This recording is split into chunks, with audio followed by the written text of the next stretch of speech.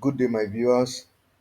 Today, I want to discuss quantitative reasoning hack or trick, how you can solve some questions uh, in quantitative reasoning.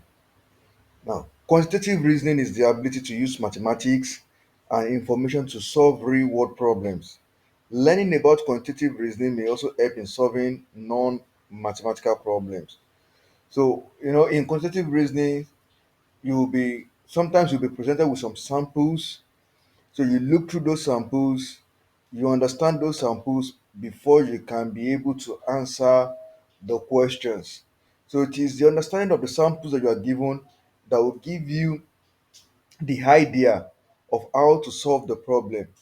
Now, I said here that the quantitative skills include having skills in number operations, algebraic, geometry, trigonometric, and other numerical calculations.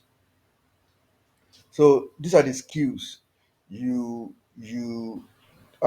develop in the process of solving quantitative reasoning related questions. So, and we have types of quantitative reasoning. We have the problem solving.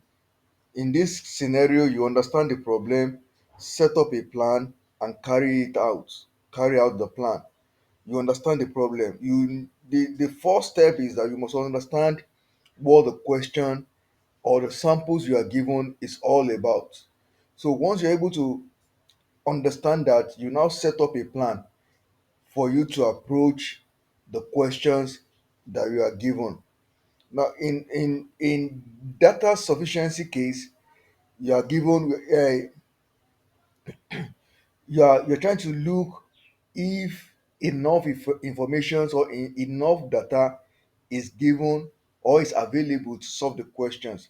There are some questions under quantitative reasonings that you will have to look at. The information you are given, is it sufficient to solve the problem or to solve the questions that you are given? If the information is not sufficient, that means that question cannot be solved. But if the informations are sufficient or that are enough to solve the problems, it will be easy to solve any questions that are given in that regard. So the steps you have to follow when you are solving quantitative reasoning, the first one is you understand the problem. That is very important. You understand the problem. You understand the pattern. I like to call it pattern. You understand the pattern of the question. Like this example, there's a diagram. This is my website. There's a diagram. And in this diagram, you are given something like this. These are the samples. Now, like I said earlier on, that you need to understand the problem. Now, looking at these three samples, the first thing you ask yourself is that what will I be able to make out of this? I have 12, 9, 4, 30, 36, 5, 16, 64, 2. So what are the things, how can I make a sense out of what I'm given on the screen? Now, the first thing to look at is, okay, in the case of 9, here, 3 raised to power 2 gives us 9. Okay? In the case of 36 here, 6 raised to power 2 gives us 36. In the case of 64 here, 8 raised to power 2 gives us 64. So the 3 here, if I multiply that 3 by 4, it gives me 12. Okay? If I multiply, this one is 6 times 6, that's 6. Let me just take one 6. The 6 times 5 gives me 30. 64. Wow, let me take the 8. The 8 times 2 here gives me 16. Fantastic. So that means the square root of 9 multiplied by 3 will give me what is on the at the vertex here. The square root of 36, which is 6 times 5, will give me 30. The square root of 64, which is 8 times 2, will give me 16. Now, to solve the problem here now, the square root of 121 is 11. 11 times 11 here will also give me what 121. So A is the answer here. So it is when you look at the sample or the pattern you are given, when you look at the samples you are given, you understand the pattern.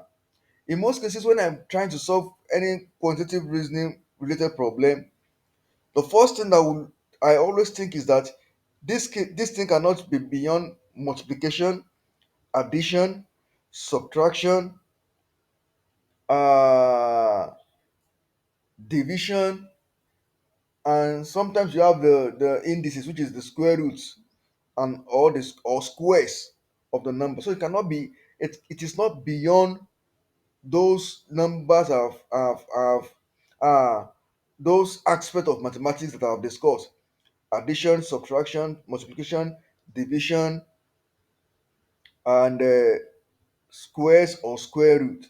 So after you understand the problem, you carry out a strategy to solve the problem and you check your answer. Understand the problem, carry out a strategy to solve the problem, and check your answer. Now let's look at another one here that we have. Now, in this case, although I've solved the problem here, if you look at the image, you have 2, 16, 27, 40.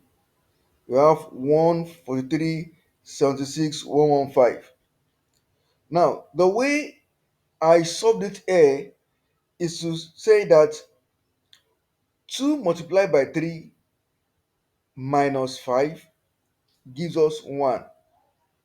So that means all the number on the left hand side, you multiply them by 3 and you subtract 5 from it for you to get the number on the right hand side. Multiply it by 3, like 2, you multiply it by 3. Whatsoever you get, you subtract it from 5 to get the number here.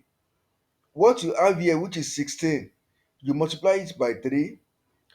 What your answer is, you subtract it by 5, gives you what is here.